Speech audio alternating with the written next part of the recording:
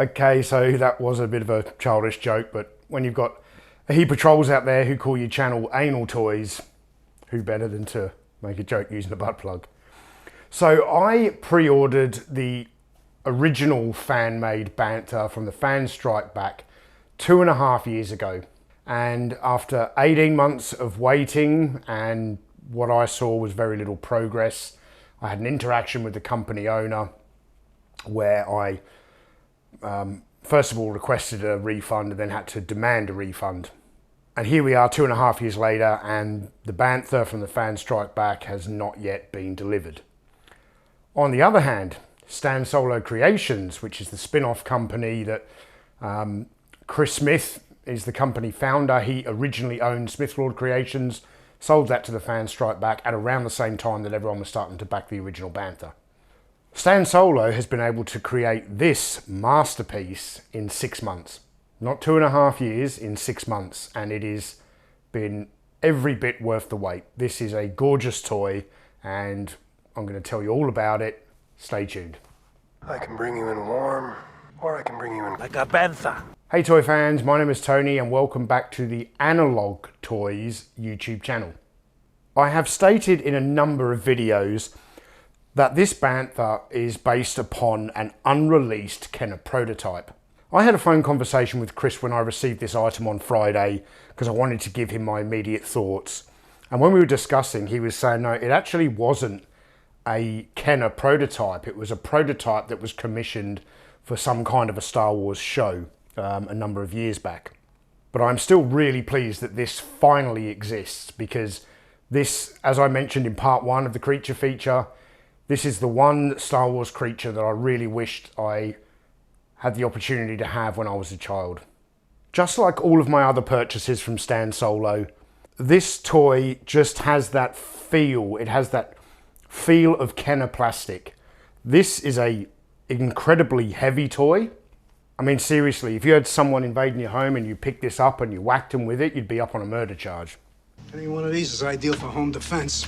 And capturing that feel of the plastic and the way that the joints feel when you articulate them is something that Stan Solo has mastered, but yet Hasbro can't even get right. When they bring out the retro collection figures, they look okay, but they do not feel the same. It's much more kind of rubbery plastic, and they also tend to give us waves of 6 figures that we've already had and just one custom, whereas Stan Solo, on the other hand, provides a massive combination of both. Recreations of rare figures, as well as some really ingenious custom figures. When you look back at the original Kenner toy line, the company was continually improving their design and manufacturing processes. So you take like a Luke Skywalker figure from Star Wars, and then one from Empire, and then one from Return of the Jedi. You can clearly see this ever improving design and manufacturing of the figures. And what I really like about this Bantha is it seems to me that Chris Smith and Stan Solo have decided that this toy should have been released somewhere around 1978 or 79. So they have opted to sculpt this in that more simplistic design aesthetic that Kenner used in the early days of the Star Wars line, as opposed to the more sophisticated sculpting that we received with Return of the Jedi toys like the Rancor. The Bantha's 4 legs are articulated, although because of the rigidity of the tail, you can't really pose it. You know, the legs move, but the tail doesn't, so it just kind of stands there, but I'm fine with that. It's got the right look. The horns of the Bantha are really quite beefy. Nothing feels fragile with this toy. There is a flexible removable saddle, which has some sandbags and some kind of bed rolls sculpted into the design. And where this really differs from the prototype photo is that Stan Solo has opted to give this saddle some paint highlights where kind of the ropes and the strapping go. And I know that Kenner never put paint applications on the saddle for the Tauntaun or the Dewback, but those saddles were much smaller. This saddle's almost double the size of those, and had this have been, say, moulded in the same colour plastic as the horns, it would have ended up making for a quite bland looking, almost just two-tone toy. The paint highlights here on this saddle really make the overall toy pop, and I really enjoy it. When you first take the toy out of the box, you'll discover that the reins are actually a separate accessory that simply plug into either side of the saddle. And yes, this toy does come with a trap door. Just like we had with the Dewback and the Tauntaun, we are not supplied here with a Bantha plug, which is what we've been told the Bantha from the Fan Strike Back is going to come with. I absolutely adore the box design for this, and it does fit seamlessly in with the other packaging designs that came out with the original Star Wars film. I want to make a big shout out to Stan, who appears on the top and the bottom of the box. Stan is this toy creator's son, and it's where the company name Stan Solo comes from. It's named after that little legend, Stan. One thing to note though with the box, when I received mine, there was a tear in one of the end flaps. And I believe that a number of these Banthas are going to be delivered to customers that way, simply because of the sheer weight of this toy. This is very, very heavy.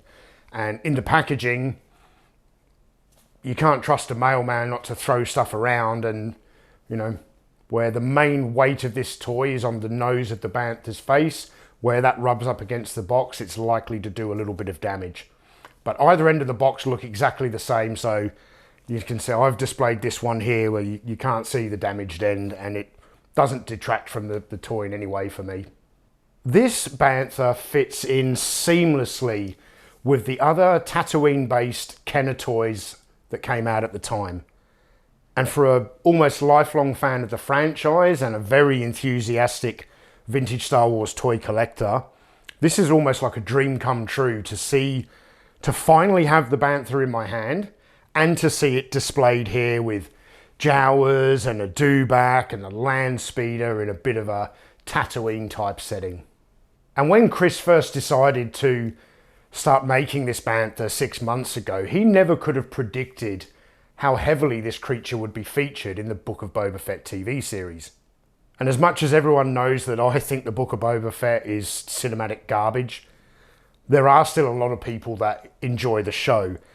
And I'm really hoping for Chris, and for the sake of his business, that this helps him see a boost in sales of these toys. These are going to look awesome with the Hasbro designed kind of Kenner retro collection figures. I've got the Bantha displayed here with Mando and Grogu, and I know they have created a retro collection Boba Fett figure from The Mandalorian. I'm really hoping that Hasbro comes out with the robed kind of Tusken version of Boba Fett, so that collectors can add that figure to this Bantha and have him ride it around. Like a bantha. You hear that, folks? Just because I don't like the Book of Boba Fett doesn't mean I don't think other people should have the opportunity to have a retro-styled action figure from that line ride around on a retro-styled Bantha toy. I don't like the show. I don't care if you do. More power to you.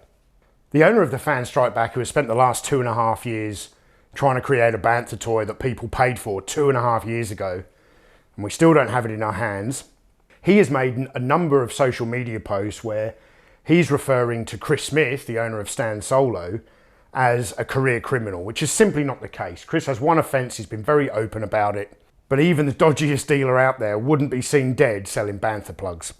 When I had my phone conversation with Chris Smith on Friday to tell him how much I enjoyed this product, he was explaining to me that he feels so bad for the people that backed the Fan Strike Back, the Smith Lord Creations Bantha 2.5 years ago and still don't have the item in their hands.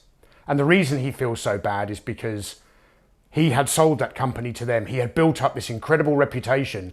People invested in this project based on his reputation, and they've been let down. So he has decided, once all of the already purchased Banthas have been shipped out to customers, which will take some time, that for those other collectors who backed the Smith Lord Creations one and have been disappointed for the last 2.5 years, if you can provide proof of payment to the Fan Strike Back for that toy, he will offer you a Stan Solo Bantha for a heavily discounted price. He hasn't worked out the price yet, but heavily discounted, because he just wants to make amends for all of the disappointed fans out there. Yes, Chris makes custom toys and reproduction Star Wars toys as a business to make money, but he genuinely cares about the fans. Today will be a day long remembered.